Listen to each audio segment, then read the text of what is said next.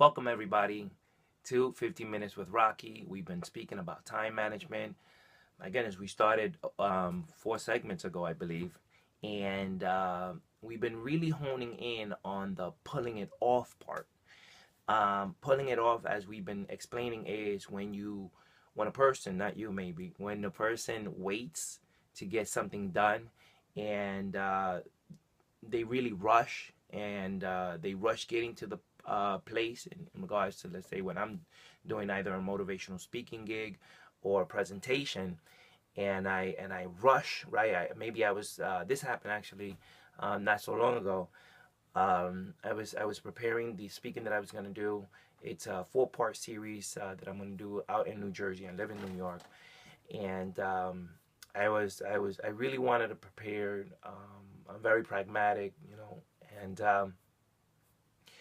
I was preparing everything, and I was looking at the time, obviously, always looking at the time, and I said, you know what, it takes me about 37 minutes to get to this place. I wanted to give myself an hour just to anticipate, obviously, the traffic and so on and so forth, being loyal to this kind of conversation as well, learning from it myself. And I pushed too far in, and I wanted to be there by 6:45. I started at 7:15. That's when I'm supposed to be on stage, and I got there at 7. I'm not comfortable with 7. I'm comfortable with 30 minutes before because it gives me a lot of time. But we spoke about, pulling it off. That means, just pushing, pushing, pushing, pushing. And when you get there, let's say you got there on time, or uh, you didn't get it on time, but you were not called on it. Nobody held you accountable. And that's a problem. And we've been speaking about that. And what I'm getting to is that we we received that as, well, I pulled it off. And remember, that is the exception to the rule. That's not the rule. The rule is for success. The rule for success, right, is to get there on not on time, but with enough time. Because otherwise you're gonna, at least for me, I get there rushed, or I'm not prepared, or I forgot something, and I have to improvise.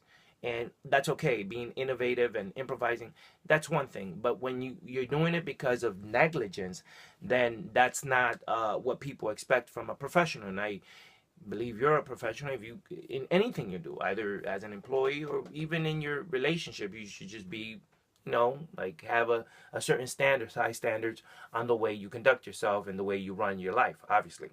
So we spoke about that when you pull it off, it can become addictive because of the fact that it can be fun. It could be, you pull it off. There's like certain benefits by pulling it off.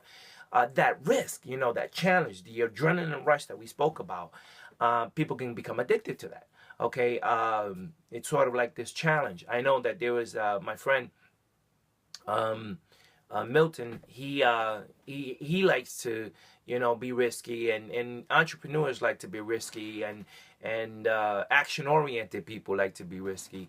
So he was telling me that he was going to do a seminar just like what I do. He's also a personal coach, and he took a drive from Miami to Orlando. Okay, I think it's a 3-hour drive, something like that. I live in New York, and he told me that he got there, I think, 30 minutes late after the 3-hour drive, and the folks that were expecting him said, you know what, I can't have you. I'm sorry, you were 30 minutes late. So that's the downfall to that.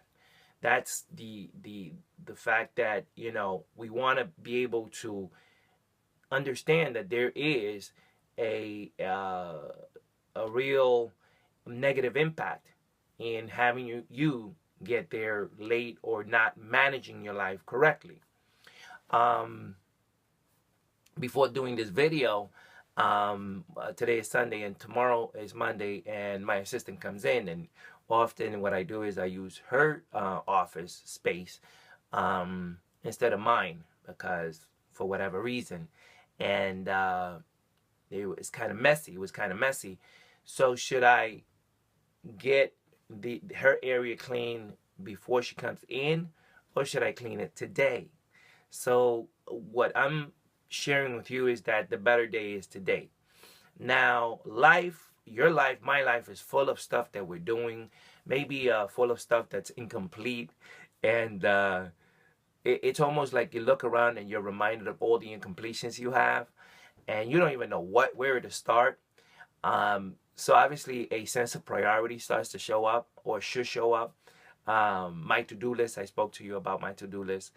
And so one of the things I wanted to do was to get the handle way earlier, so I cleaned her space today, because she's very orderly, and I wanted to get that handle today.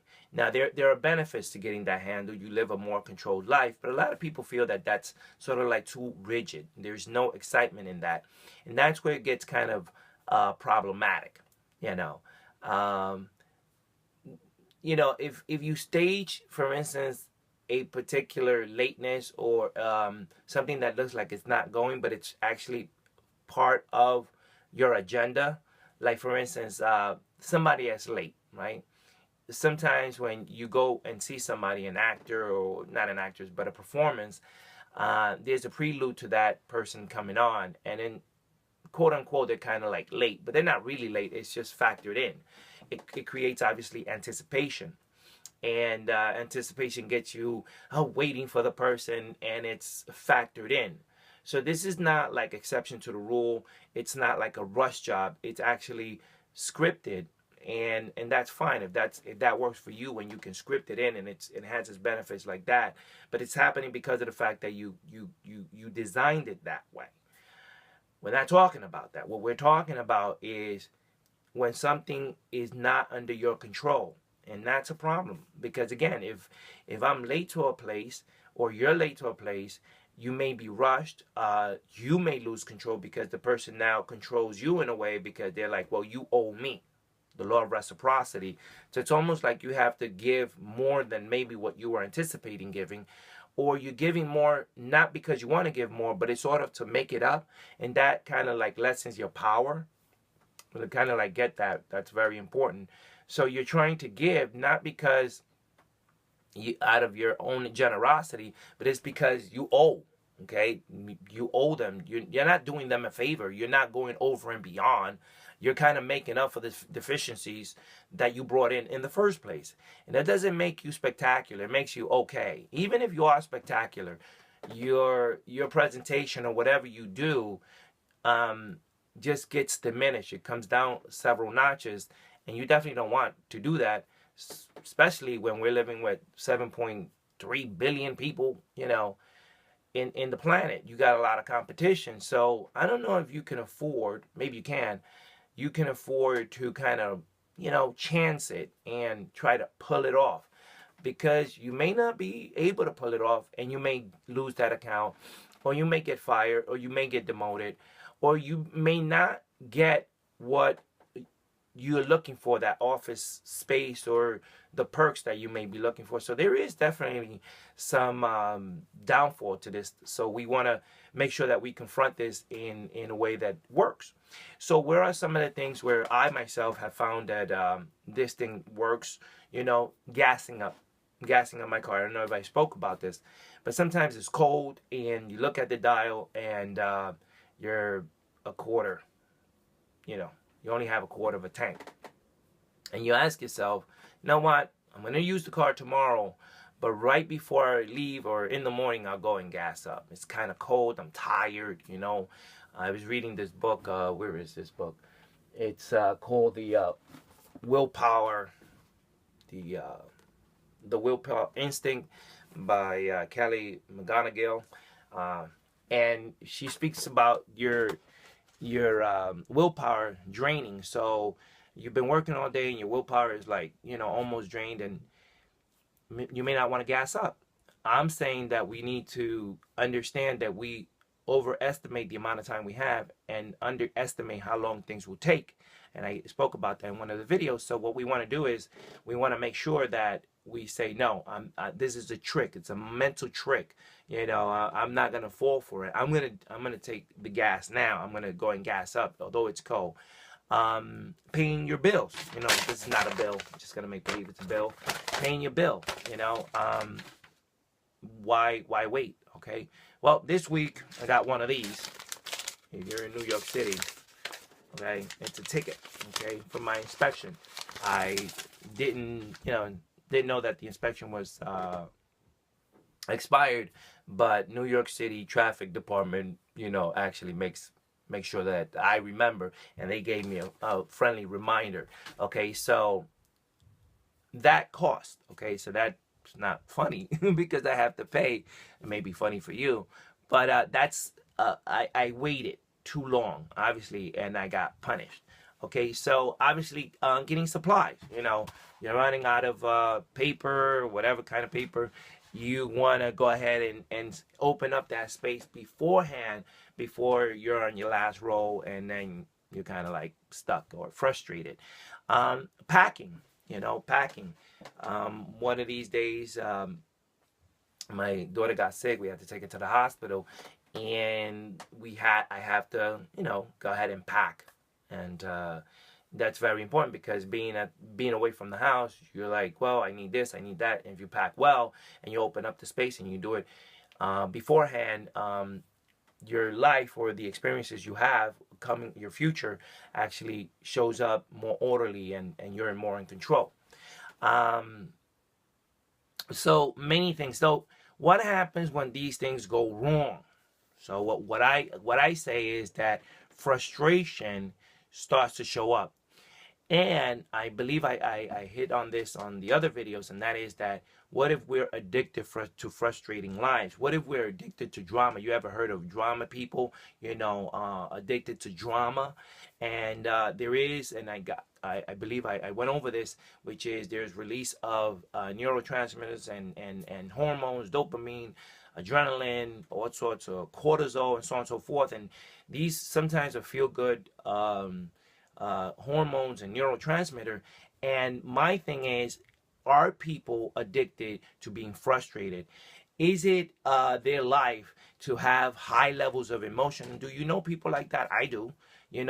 Everything is sort of like a big drama. Even getting a, I don't know, like a sandwich in the deli. It's like, hey, what? I want ham and cheese, and hey, what do you?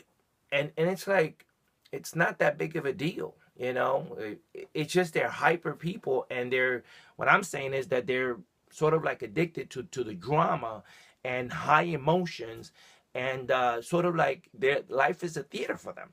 So it's almost like their life is a sitcom, situation comedy. Okay, now the problem with this is obviously that these people get their sense of aliveness through some sort of drama. So my pondering of all this is, are they factoring this into their future? Or do they need ammunition for the drama of their future by not getting things complete? Because incompletions and waiting for the last minute gives you enough ammunition to have enough breakdowns.